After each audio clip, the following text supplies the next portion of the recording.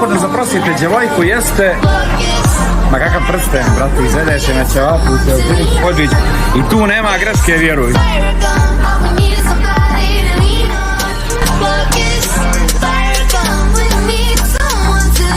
Spremni za najbolje ćevape u gradu.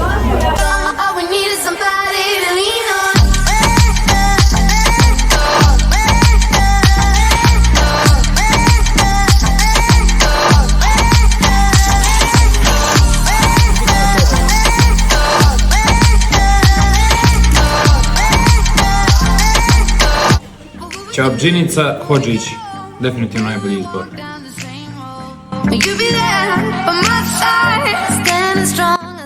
Dobro posle ćevapa. Imaju čak i vodu, ali vi vidite dobro gdje ide. Ćevabdžinica Hodžić.